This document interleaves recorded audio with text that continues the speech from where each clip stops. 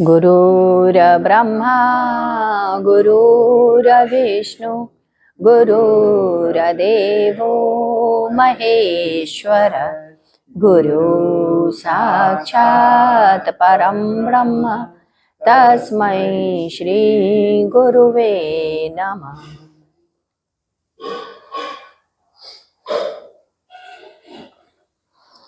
15 नवंबर सायंकाल सत्संग के समय गुरुदेव ने कहा, द्वापर के अंत में सौराष्ट्र नरेश की कन्या तथा उज्जैन के राजा शिखिरध्वज की पत्नी चुड़ाला तत्वबोध संपन्न विदुषी महिला थी।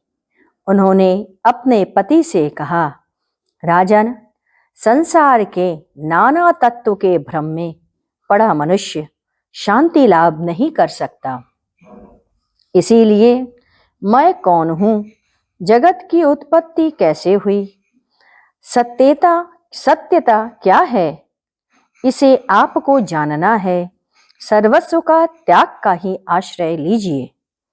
इन वचनों को सुनकर राजा ने अपने सारे कमंडलों को फेंक दिया और आश्रम की ममता को छोड़ दी।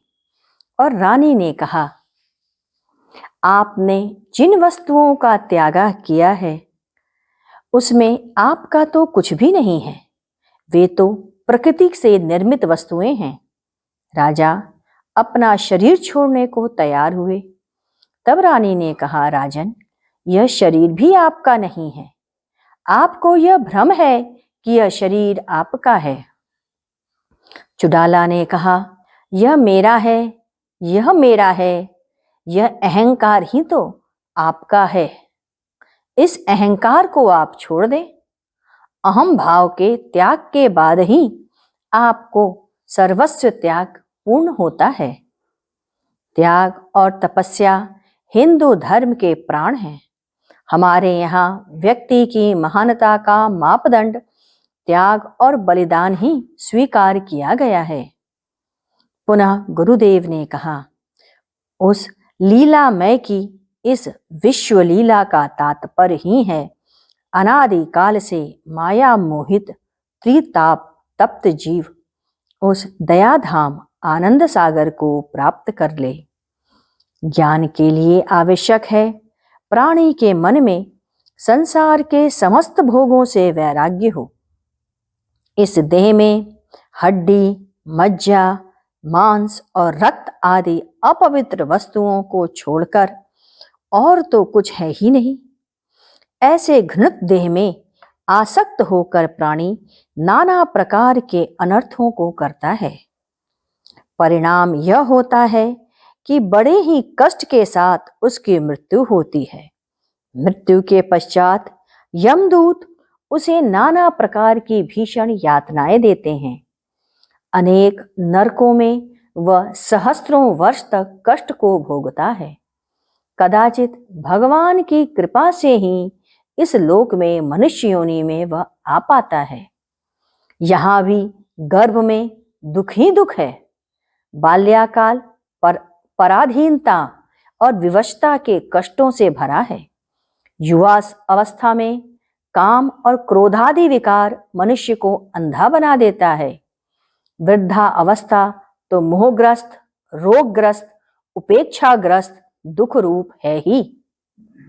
इस प्रकार विचार करने से सत्कर्मों के पुण्य प्रभाव से वैराग्य का चित्त में उदय होता है। भगवान के चरणों में अनुराग होने से तथा भगवान के नाम को जपने से, उनके मंगलमयी लीलाओं का ध्यान करने से एवं उनके दिव्य गुणों का कीर्तन करने से हृदय शुद्ध होता है। निष्काम भक्ति के द्वारा भगवान में चित्त लगाए रखने से जीव को बंधन में रखने वाले पंचकाशों से धीमे धीमे समाप्ति मिलती है। भक्ति से निर्मल चित्त में ज्ञान का उदय होता है। बिना भगवान की शरण में हुए हृदय शुद्ध नहीं होता। अतः मनुष्य को बहुत ही सावधानी से संसार के दुख रूप भोगों से मन को हटाकर भगवान के चरणों में लगाना चाहिए। तपस्या में, साधना में, भगवान के भजन में, जीव के कल्याण के जितने मार्ग हैं उन सब में काम, क्रोध, लोभ ही सबसे बड़े बाधक हैं। ये तीनों नरक के द्वार हैं। त्रिविधम नरक स्वेदम द्वारम नाश्यात् मनः। कोई कितना भी विद्वान, बुद्धिमान, तपस्वी क्यों न हो, यदि काम, क्रोध और लोभ में से एक के भी वश में हो जाता है तो उसकी विद्या, बुद्धि, तप का कोई भी अर्थ नहीं होता। ये तीनों विकार बुद्धि को मोह में डाल देते हैं और बुद्धि भ्रम से जीव का सर्वनाश हो जाता। महर्षि विश्वामित्र का उदाहरण ही है तो ले। जीव को पीड़ा देने और मारने से बड़ा दूसरा और कोई भी पाप नहीं है। इस पाप से परलोक में प्राणी को भयंकर नरक को भोगना पड़ता है। श्री हरि के दिव्य गुणों में जिनका हृदय लग गया, उनको फिर संसार के सभी विषय फीके लगने लगते हैं। सुख की प्राप्ति की लालसा उसका नैसर्गिक गुण है। व्यक्ति सदा से उस केंद्र तक पहुंचने को विहल रहता है जहां आनंद का मूल निवास है। जो आनंद का स्रोत है वह आनंद और कोई नहीं बल्कि पर ब्रह्म ही है, जहां से ये आनंद निकलता है। इसके पश्चात 16 नवंबर बुधवार गुरुदेव ने सत्संग के समय कहा था, भक्ति प्रेम रूपणी होती है, पर विशुद्ध प्रेम प्रभु से रहे, सर्वस्व लुटा दें, अर्पण कर दें, यही भक्ति है। हमारी आसक्ति तुलसीदास जी के शब्दों में जननी जनक बंधु सुतदारा तन धन धाम सुहृद परिवारा, ये ही 10 मार्मिक संबंध हैं।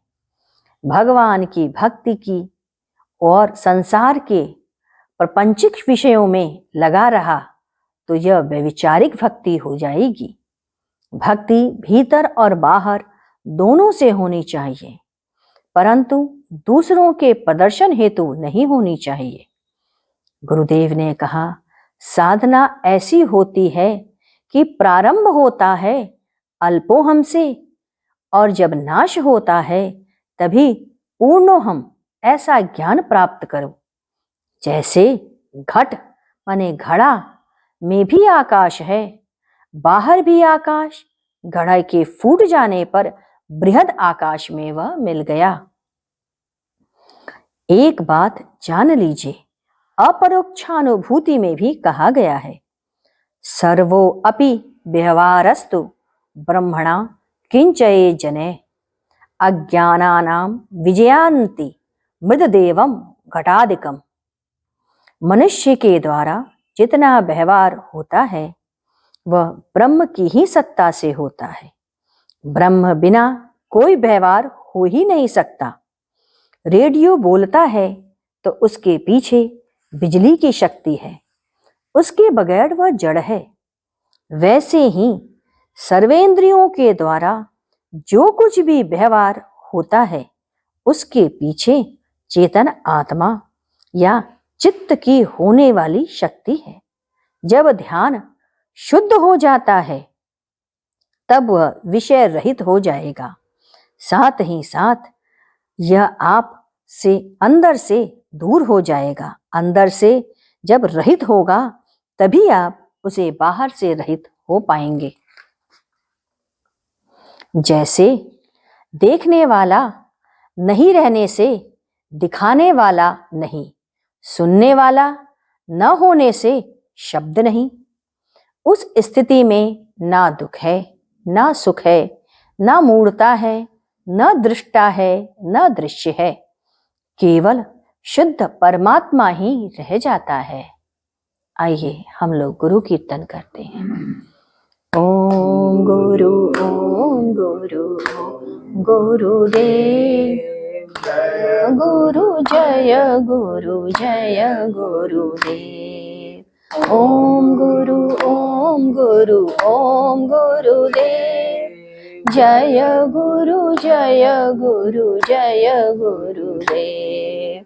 ओम गुरु ओम गुरु ओम गुरुदेव जय गुरु जय गुरु जय गुरुदेव ओम गुरु ओम गुरु ओम गुरुदेव जय गुरु जय गुरु जय गुरुदेव ओम गुरु ओम गुरु ओम गुरुदेव जय गुरु जय गुरु जय गुरुदेव ओम गुरु ओम गुरुदेव जय गुरु जय गुरु जय गुरुदेव। बोलिए सद्गुरुदेव भगवान की जय। सद्गुरु तुम्हें शत शत नमन, सद्गुरु तुम्हें शत शत नमन, सद्गुरु तुम्हें शत शत नमन।